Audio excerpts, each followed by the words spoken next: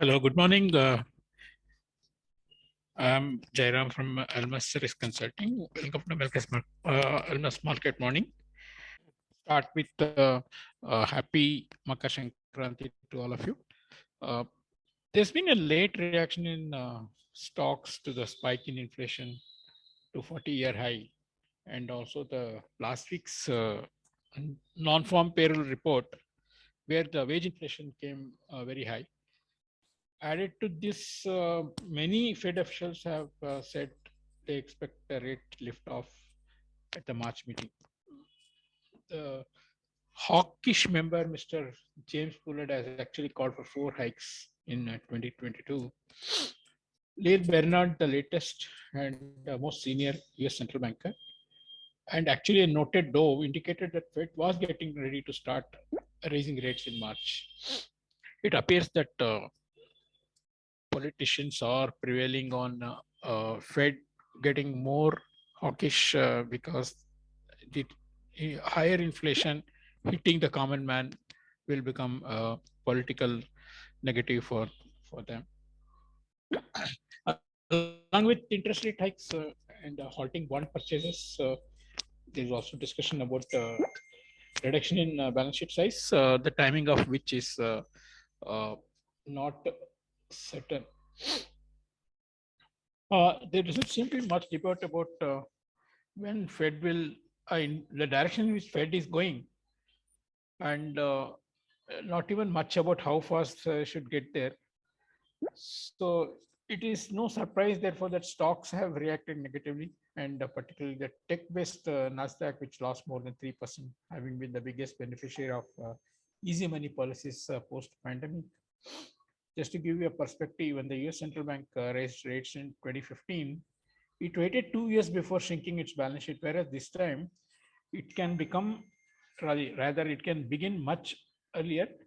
And it's a matter of time before markets start to feel the impact of lower liquidity, particularly the highly leveraged investors. Of course, in some relief to the markets, US PPI came slightly lower in a sign that stretched supply chains were probably starting to ease, and hopeful signs that inflation may be peaking. Its jury is still out on that. Weekly jobless claims came higher than expected after coming very low in the last few weeks. We have more macro data like retail sales, industrial production today that will be throwing light on how the economy is doing. US dollar weakness has continued against the major currencies, and euro has benefited out of this along with the GBP, because these were the two currencies which were quite oversold as we began this year, and the recovery is still some distance to go. Even Japanese yen, which had been sold off severely after the bond yields rose and also on carry trades, has retreated quite a bit. So overall sense of dollar weakness entrenching itself is emerging. Against AM, it has been mixed, and uh, Chinese yuan is steady at about 6.36. Indian rupee, after having rallied more than 3.5% in a very short period of time, is consolidating thanks to steady buying from PSU banks and some importer interest, as well as a few guys taking profit on their shorts as well. Has been stated quite a few times. 74.05 marks immediate resistance, and post that we will have resistance at 74.20 and 74.50. These are the levels where exporters can relook at more hedges. Uh, Below 74, I would advise importers to hedge up to 1 to 2 months payables.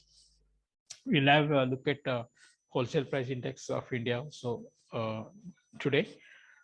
It is likely to show some moderation, but still on a historical basis, very high numbers. Once again, wish you all a very happy Makar Sankranti and good weekend. Thank you. By JK, the only thing is I just want to highlight that it's very clear, evident signal by Bernard that they are ready to hike rates in March as well now. Looking at the inflation print, so that's one indication. And if they raise March, the market will fully price in four rate hikes in this calendar year. Post PPI numbers, there was some retreat or maybe a consolidation happened in the US Treasury yields. 10-year and 2-year USD yields closed at 1.73 and 92 basis respectively.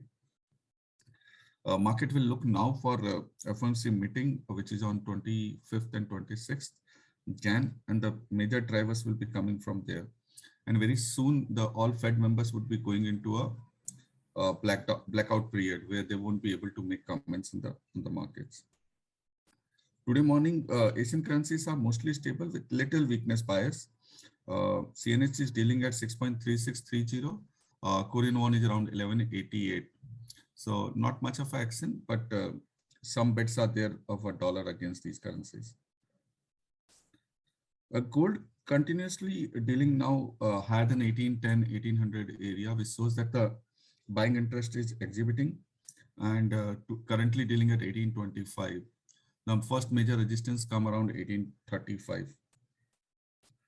Post big rallies in both crude oil Brent and WTI. They have consolidated yesterday. Not much action happened. Today, Brent and WTI dealing at 84.5 and 82.5 respectively. We are seeing some kind of consolidation also happening in cryptos. Day before, Bitcoin dealt below 40,000 and had been bought, and then there was a good move up to 5,000. And now dealing at 42,500. So today morning, they are down by 2 to 3%. But there is some consolidation happening after a big 30-35% down move happened in last couple of months.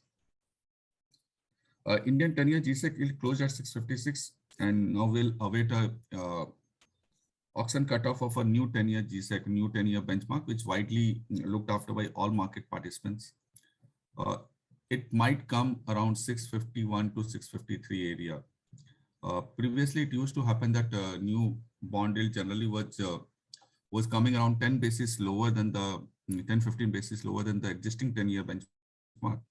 But this time, it won't be that case because most of the 10-year government security had been already bought up by RBI itself. So there's not much of a supply of an old 10-year benchmark is there, and the demand for new 10-year benchmark, that would not be much of a spread.